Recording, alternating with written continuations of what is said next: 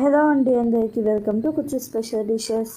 Aloo fry కనుక ఇలాగ చేశారంటే అన్నం తినే లోపలే ఆలూ ఫ్రై తినేసేస్తారు. అంత టేస్టీగా ఉంటుంది. సింపుల్గా కూడా చేసుకోవచ్చు. ముందుగా 5 పెద్ద సైజు బంగాళాదుంపలు పైన తొక్క తీసేసి ఇలాగ వీడియోలో చూపిస్తున్నట్టుగా కట్ చేసుకోండి. సగానికి కట్ చేసుకున్న తర్వాత 3 భాగాలుగా చేసుకొని ఇలాగ చిన్న చిన్న ముక్కలుగా కట్ చేసుకొని ఇప్పుడు అదే నీళ్ళలో ఉప్పు ఒక 1/2 టీ స్పూన్ వేసుకొని ఒకసారి బాగా కలుపుకొని పక్కన పెట్టేసేయండి.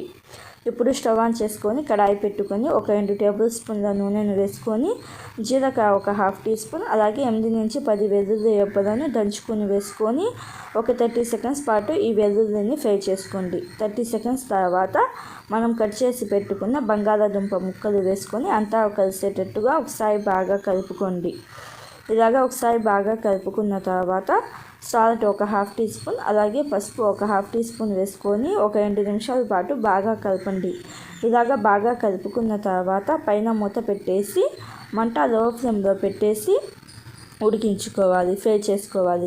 మధ్య మధ్యలో కలుపుకుంటూ ఉండండి. ఇలాగ ఒకసారి బాగా కలుపుకున్న తర్వాత మళ్ళీ పైన మూత పెట్టేసి ఫ్రై చేసుకోవాలి.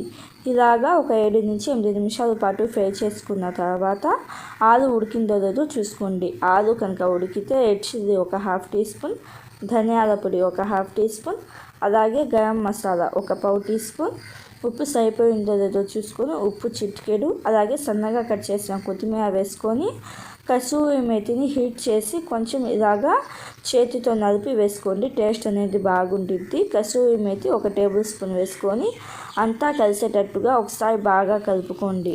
లో ఫ్లేమ్లోనే 1 నిమిషం పాటు బాగా కలుపుకున్న తర్వాత మంట ఆఫ్ చేసేసి సర్వ్ చేసుకోవాలి.